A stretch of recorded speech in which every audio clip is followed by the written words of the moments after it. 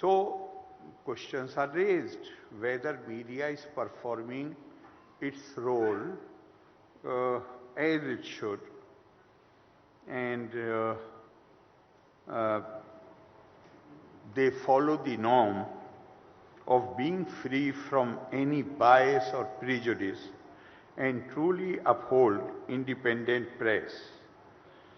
On the question of independent press, I was surprised to read something which a very leading journalist of New York Times spoke more than 100 years back. He was a very senior journalist, and an event was organized and somebody raised toast in the name of independent press. Then John Swinton, who was the chief guest, what I was surprised about, that this is more than 100-year-old speech. He said, there is no such thing at this date of the world's history in America as an independent press. You know it and I know it. There is not one of you, these are not my words, these are of John Swinton. There is not one of you who dares to write your honest opinions.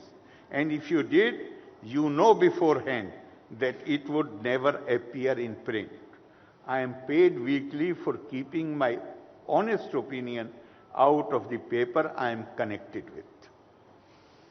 Others of you are paid similar salaries for similar things, and any of you who would be so foolish as to write honest opinions would be out on the streets looking for another job.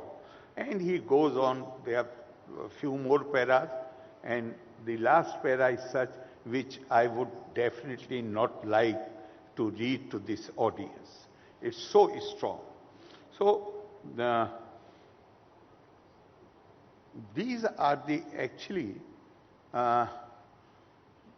it has been said that the greatness of a society does not depend on the enforcement of the positive laws and not just free choice. There is a gray area in between, which is called obedience of the unenforceable. Obedience of the unenforceable. Certain lines, or if I say that in our own Indian term, maryada, that line has to be respected. And that, when it comes to maryada, it cannot happen through some enforcement agency. This is something which a discipline which one imposes on oneself voluntarily. And I feel that now that maybe I add one more sentence. When I was in the, I did not go through 10+2 system. In our days, pre-university was there. So after my high school, I went to the university. And I remember, because I had started taking part in the debates, essay writing competitions. So my teachers, who were very kind, they would insist that I not only read newspapers, but I should write particularly the editorials. That those editorials I should read and write them in my own handwriting and read them again and again. Naturally, their aim was that I am able to improve my language, my writing, etc. But since last about 1 week, I am really wondering, because Kerala I am facing a situation where there is certain code of conduct. I want to differ with the Prime Minister, or I differ with the Prime Minister.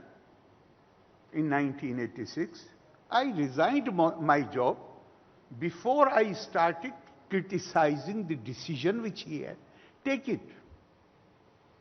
No minister can criticize the head of the government.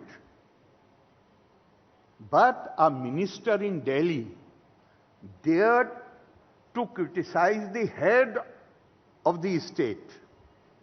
If you recall, because most of the people here must be from the media background, it was during the time of Gyani Zail Singh ji. And the situation had become so tense. Finally, that minister had to be dropped from the cabinet. And here, since CAA, I am governor of a state where government and the opposition both were opposed to CAA. I am representative of the president. An act which has been passed by parliament, which has been signed by the president, I thought that it is my duty, my dharma, to defend that. And this was about 3 or 4 months after I assumed my duty as governor of Kerala. Immediately a campaign started.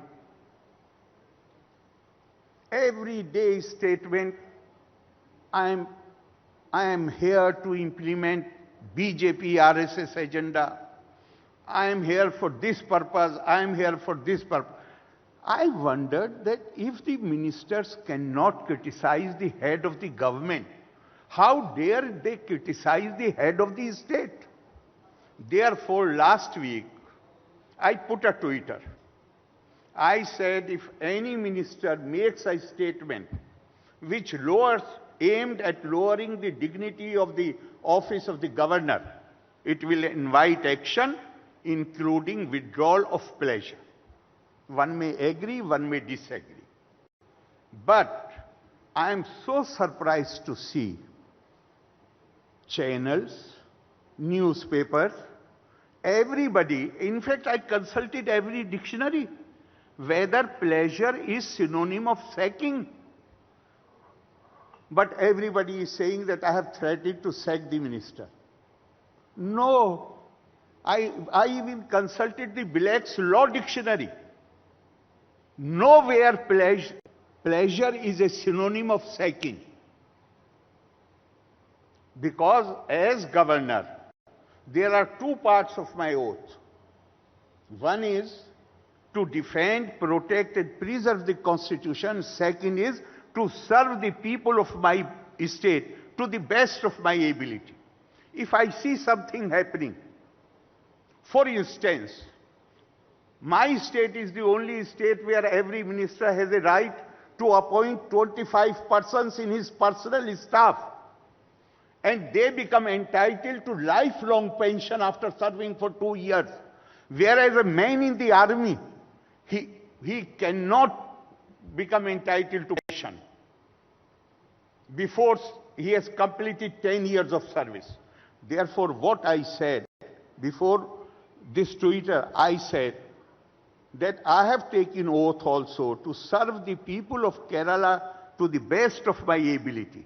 If I see government doing something which I consider is injurious to the long-term interest of the people of the state, and I do not have the legal power to stop it, at least the least that I can do is that I